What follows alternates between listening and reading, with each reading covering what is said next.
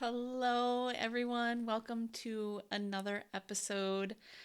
I am so excited you all are here. Our last episode was with my dear friend and past client, Dan Dodd, and we talked all about our work together last summer and how that time together really shifted his business. So if you missed that episode, it's so good. I really encourage you to go back and listen to it. He is a wealth of wisdom. He's a father, he's a husband, he's a teacher. He owns and runs a barbell club in New Jersey, and just really, really cool human being. So, fun episode. And today I am here to share what I consider some very exciting news.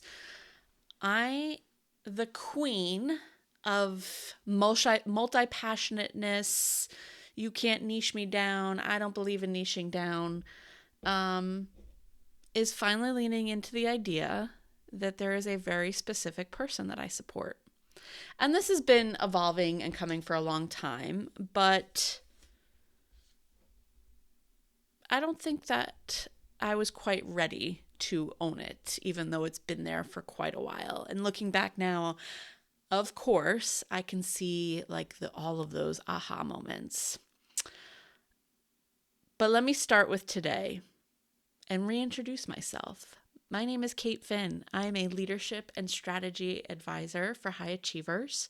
I guide educators and caregivers to build bigger, better businesses without burning out by learning how to prioritize you.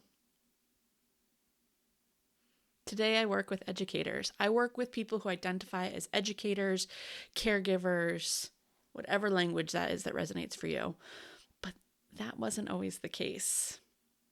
So, in today's episode, I'm going to dive into kind of how I got here, why educators, and really a little bit more of my story in this path and this journey.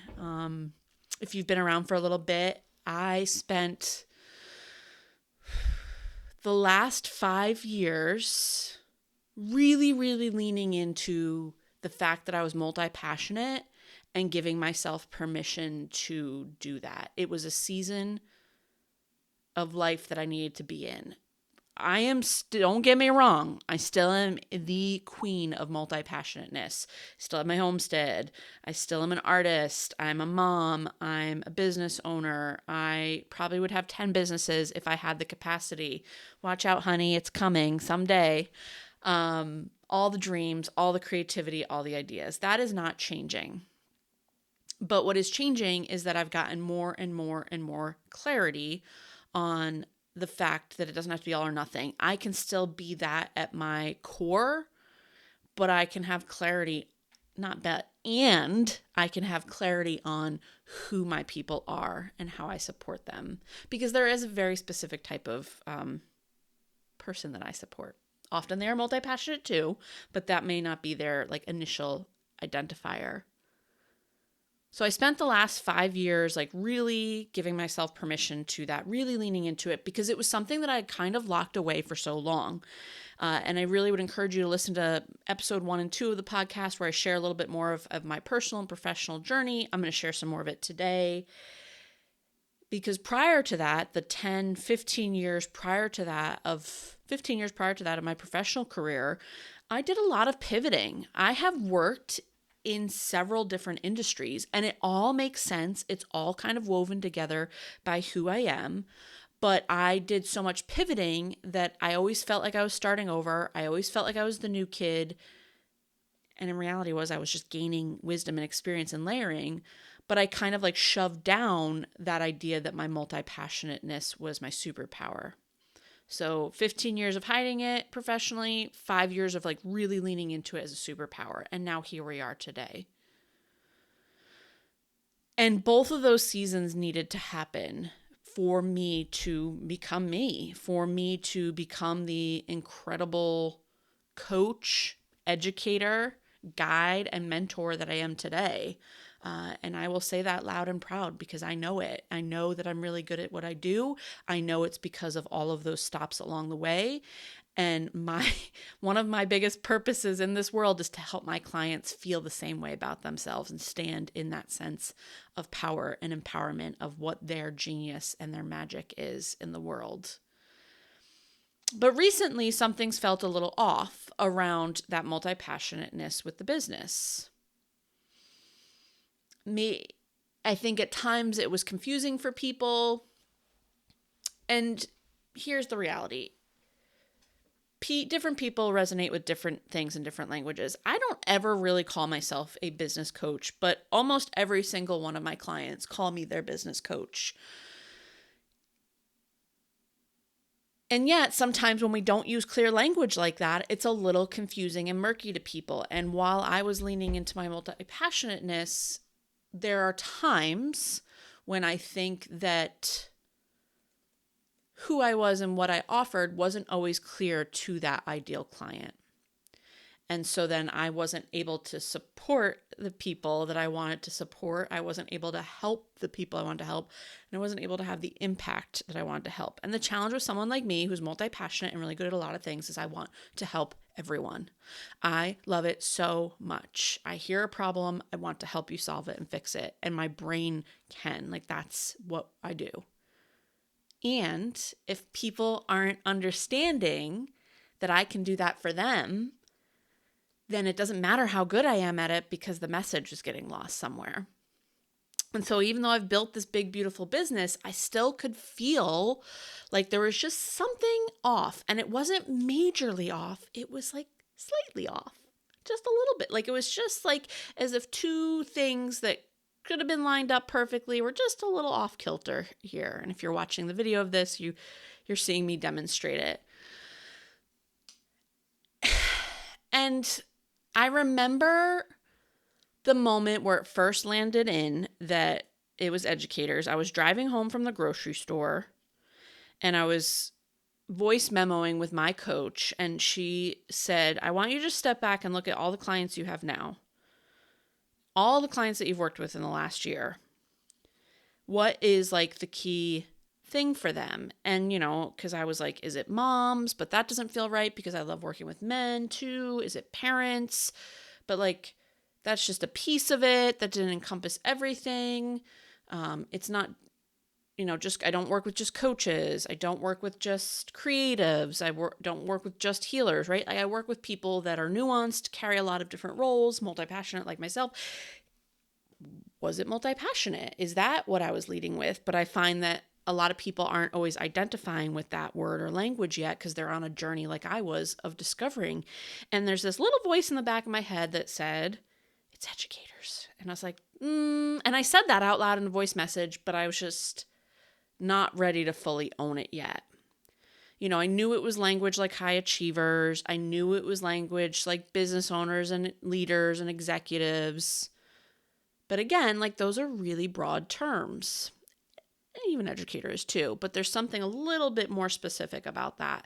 So that was that first moment when I realized that was the thing that kind of connected almost every single one of my clients that I'd worked with in the last year. And even if it was a client that maybe wasn't identifying as an educator yet, it was those clients, some of my service-based, done-for-you service clients, were actually adding in arms of their business where they were educating on their craft, right? So there was still this thread of connection there. But I resisted it. And I don't know why I resisted it. Maybe because of my own history identifying as an educator, maybe because of the tie-up in the difference between being a teacher and an educator. And it's funny because in early days of my business, being full-time, I even had taglines of coach, mentor, educator, advocate, coach. That language has always been there for me. And it's been there for me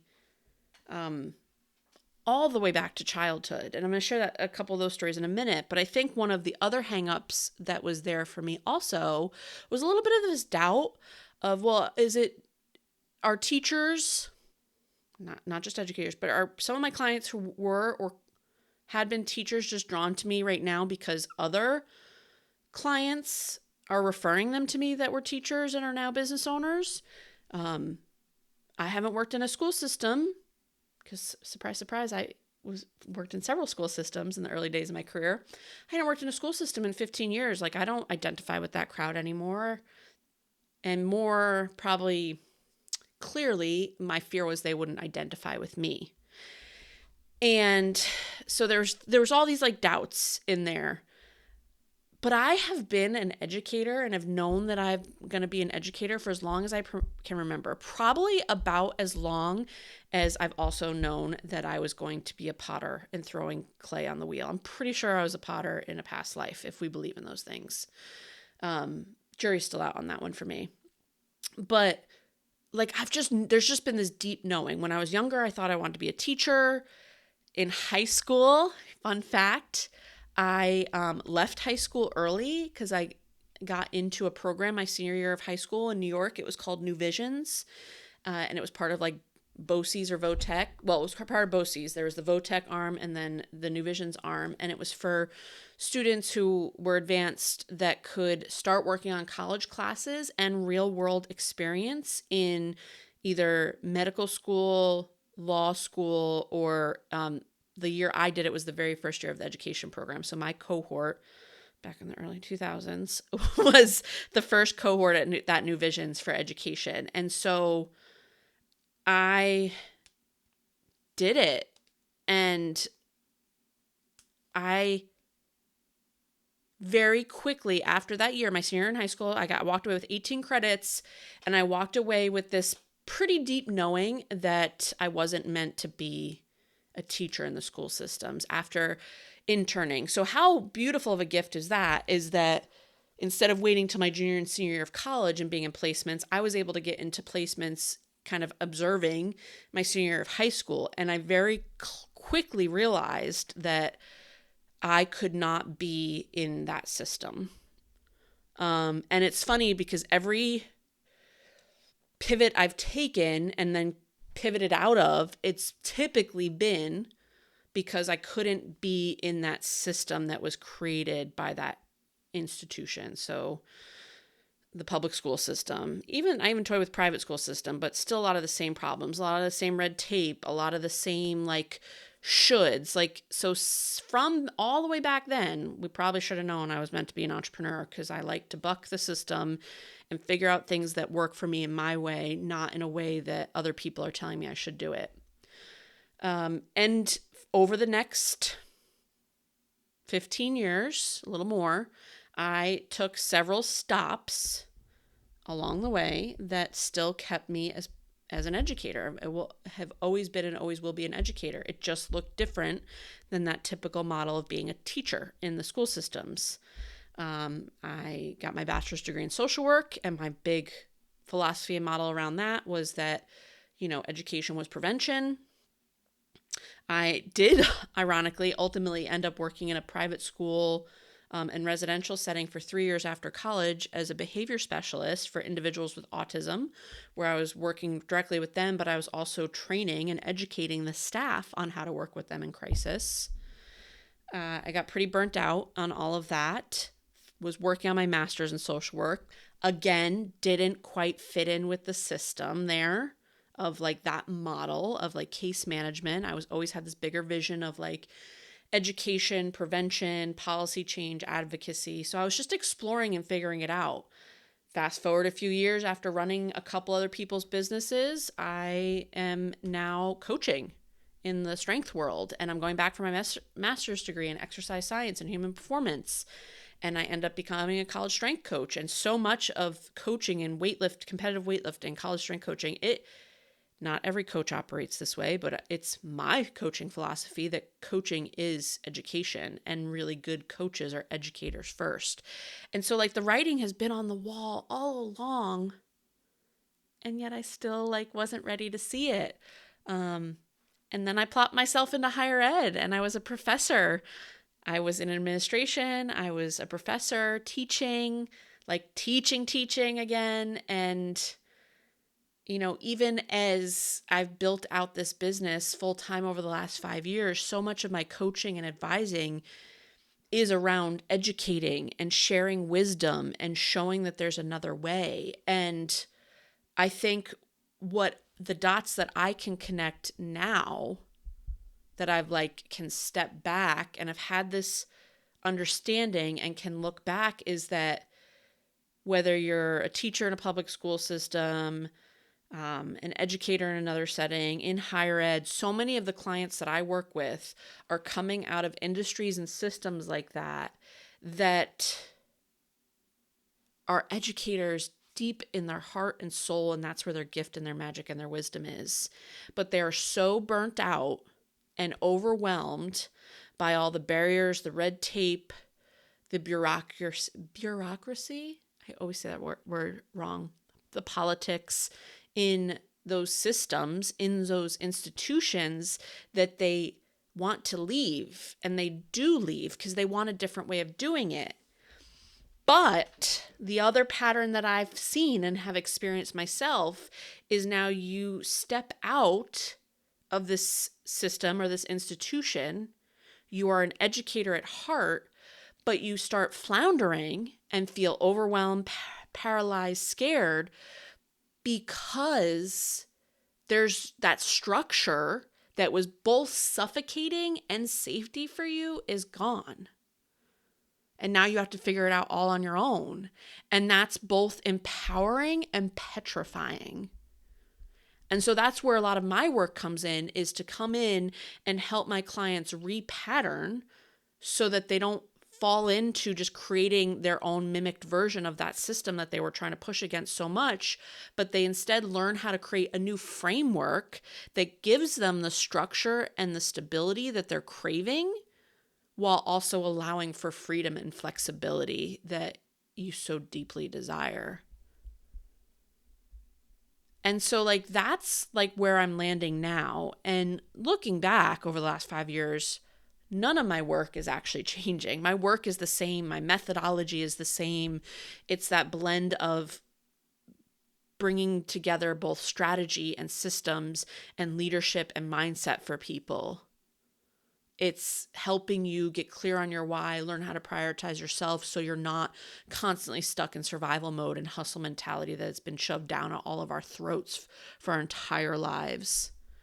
It's teaching you that there is another way, showing you how to get there and helping you craft your version of that along the way. And that's what the results that my clients see over and over and over again. They step out, they panic because they're overwhelmed, and then we work together and we start to rebuild and create something really powerful and really beautiful, because you're already experts in the work that you do. You're just trying to learn and reprogram and repattern for yourself something that you've held on to for 10, 20 years, maybe longer, depending on how long you're in those settings and industries. That's why I am so excited to lean into and share this idea that I work with educators. I help them build bigger, better businesses without burning themselves out again. And you get to decide what bigger means for you, right? Because at first when I was coming up with that language with my coach, when all of this kind of came back together and we were like, maybe it really is educators. A few months after I had that aha moment in the car, now we're at one of my recent VIP days with her and we're just laying it all out on the table. And I really balked at the idea of bigger business, because not everyone wants a bigger business, but it was because I was only identifying with it from a revenue standpoint or whatever. Bigger gets to mean bigger impact, more depth, more revenue, bigger team, whatever that means for you. This idea that you get to have more in a better way and you don't have to sacrifice yourself to do that. So I'm not saying that niching down is the answer for everyone, because I still don't believe that that's the only way to do it. I've built a really successful business without doing it. And I'm saying that when you have that clarity and an aha moment like that, you listen to it, because guess what? It could change again. I get to change my mind, or it gets to evolve. And when we approach things like that with this openness and this curiosity of exploring what this can be for us, so many more opportunities arise from that. So I just wish, I think that I had given myself permission to explore this a little sooner. And I'm also pretty gentle with myself about it because I know I was exploring other pieces, like leaning into being multi-passionate. So I would love to hear, and I would love for you to think about, like, who are your people? Even if it's not quote unquote a niche, right? Who are your people? Every business should start with getting clear on your why and who your person is, who your people are that you can't stop thinking about supporting. So my fellow educators out there, whatever type of educator you identify as, teacher, homeschooler, healer, coach, who are your people? Who do you want to have an impact on? What purpose do you want to have? And are you allowing yourself to do that, or are you putting up barriers and roadblocks along the way? I would love for you to drop me a note wherever you follow me, whether it's on my social medias at the Cait Finn, or on my website. You can shoot me a message, caitfinn.com, and just share with me like who your people are that you can't stop thinking about helping. I want to know. And if you're just feeling so exhausted and overwhelmed and stuck by it all that you can't even think about that yet, it's okay. Pause, hop over to my website, grab my freebie. It's a free training called Beyond the Hustle, Breaking Free from Survival Mode to Find Your Joy. And we start there, and that's enough. Thank you so much, as always, for listening. I would love to hear what resonates with the story, and drop me a note.